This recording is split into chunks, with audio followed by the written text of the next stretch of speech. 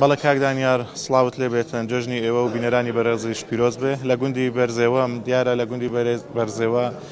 جژنان دابوونەریتێکی جیاواز هەیە هەر لە کۆنەوە خەڵکی بەرزێوە لە بەیانیانی جەژندا خواردنیان هێناوە بۆ جەژن هەرکەس لە ماڵی خۆی دەهێنێتن و تاوەکو ئێستاش بەردەوامن لەسەر ئەم نەریتەوە کە بینن لە دیمەنەکان دیارە بەشێک لە خەڵکی گوند لە دوای تەوابوونی نوێژی جەژن و وتاری جەژن خەڵکەکە بەیەکەوە لەسەر یەک سفرە کۆ دەبنەوە لە ماڵی خۆیان هەرکەسە و خوانسەیەک دێنێت جا خواردنی جۆرا و جۆر هەر یەکە و خواردنێک دێنێت لێرە لەسەر یەک سفرە کۆ دەبنەوە ئەم دابوونەریتیان هەر لە کۆنەوە هەبووە و درێژیان پێداوە تاوکو ئێستا لە بەشێک لە شار و شارۆچکەکان و گوندەکان ئەم دابوونەریتە کاڵبۆتەوە بەڵام ئەوان لەسەر ئەم دابوونەریتە کۆنەیان بەردەوامن و ئەمەش وا ئەکاتن کە خۆشەویستی زیاتر بێ لە نێو هاوڵاتیان و لە جەژندا لەسەر یەک سفرە کۆ ببنەوە و گەردن ئازادی لە یەکتر بکەن من بۆ زانیاری زیاتر وە قسەکردن لەسەر ئەو بابەتە بەڕێز مامۆستا مادیح بەرزێوەی وەرەگرم مامۆستاگەر بیتە ئێرە سڵاوتان لێبێ و جەژنی قوربانتان پیرۆز بێ و تاعات و عیبادەتیشتان قبول بێتن ئەم دابوونەریتە ئێوە لە قەدیمەوە بەردەوامتان پێداوە بەڕێتەوانە و دەستورە جوانە سەر و چاوی لە ئیسلامەوە گرتیە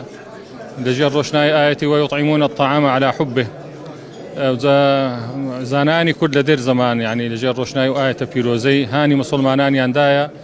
کە گیانی برایەتی و محەبەت و ئەوینی و برایەتی و خۆشەویستی دائیمەن بەردەستەبی بە عەمەلی جێبەجێ بکرێ بە تایبەتی لە جێژنەکان کە جێژنە کاتی لێخۆشبوون و دەست درێژکردنی دەستی برایەتی و عەفوکردنە لە یەکتری دڵسافبوونە لەگەر یەکتری لێخۆشبوونە لە یەکتری لە پێناو لێخۆشبوونی خوای جەل جەلالوه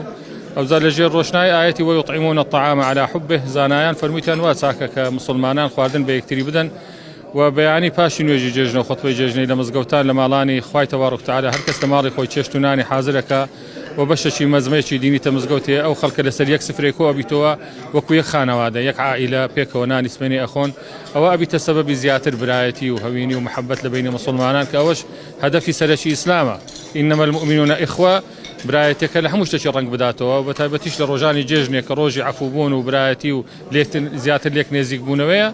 ئەوە هۆکارێکە لۆ زیاتر محەبەت و خۆشەویستی لە بینی مسلمانان ئەمەش محافەزە لەسەرکردی هەر چەندە تەمان کاتی خۆی لە هەموو شار و گوندەکانی کوردستانی ئەو دەستورە هەبووە بەڵام بە گۆڕانی عورف و عادەت لە هەندێک شوێنان نەمایە ئەمە محافەزەن لەسەرکردی و لەسەری بەردەوامین و هانی مسلمانان ئەدەن کە ئەو دەستورە جوانە کە هەم سەر و چاوە لە دینەگری هەم شتێکی کە لە پووری کوردەواریشە یعنی جارێکی دیزیندی بکرێتەوە لە گوندەکانی کوردستانی چونکە بەڕاستی استیفادەی هەیە و زیاتر محەبەت و برایەتی لە بینی مسلمانان گەرم و گوڕکاتەوە کە ئەوەش هەدەفی سەرەکی ئیسلامە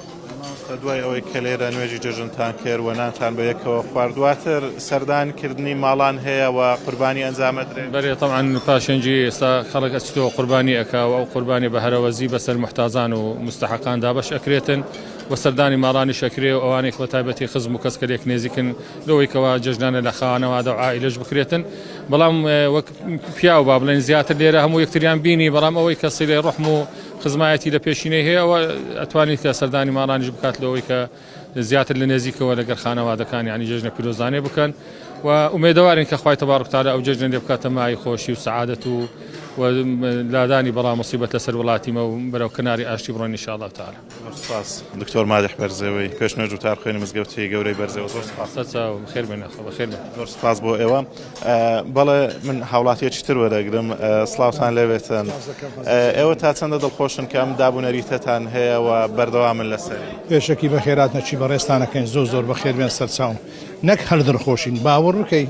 خۆشترین خۆشیە لە ساڵانەمە کە دوو جێژنەمان هەیە جێژنەی قوربان و جێژنە ڕەمەزان هەم ڕۆژی جێژن ئەو ڕۆژی جێژنە دەینە ئێرانە کە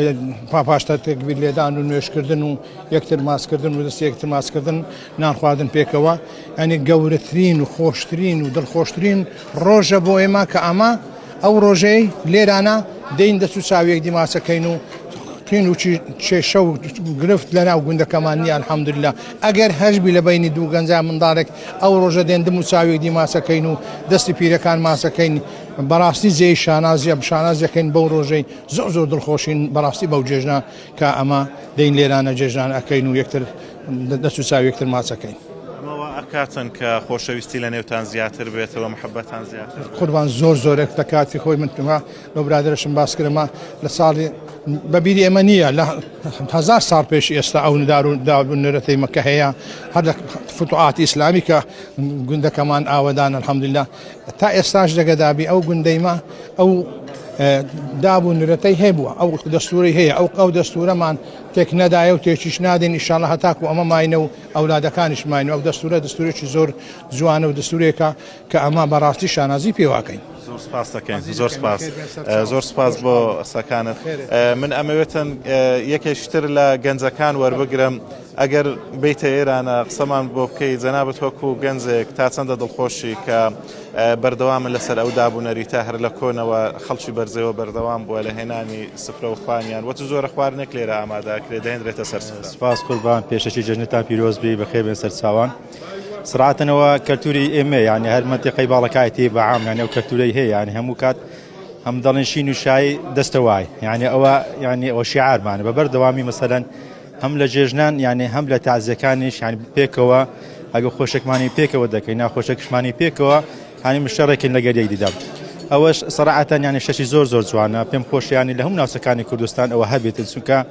لەو ڕۆژەدا مەسەلەن ئەوەی کەمەک حادزیشی لە گەری دیریدا هەبیتن لەو ڕۆژێدا سار دەبیتەوە لە گەری دیکردن ئازای ئەکات و دەست لە ملان یەکتری ئەکات و دەبیتە هەوێنی خۆشی و برایەتی و پتەوکردنی برایەتی و یەکڕزی بەڵێ زۆرە خواردنێک زیاتر دەهێنرێتن هەر کەسە و خواردنێکی جیاواز دێنێتن بە قورئان خواردنەکانی جێژنی بۆ خۆ دەزانی عادەتیە ینی بۆ نمونەوە هەیە برنج و بامیە هەیە برنج و مەسەڵەن قەیسیە جا گۆشتی نوعیاتی هەیە ئیدی ئەوشتان گۆڕنەوە لەسەر سفرە لەگەڵ هەری وەڵا هەموو پێکەوە دادنێش ینی فەرقی پێکدی ناکەین ینی هەمومان بخۆمان خزمی یەکترینە ینی کەس لێرە بێگانە نییە یان خەڵکی مەندیقە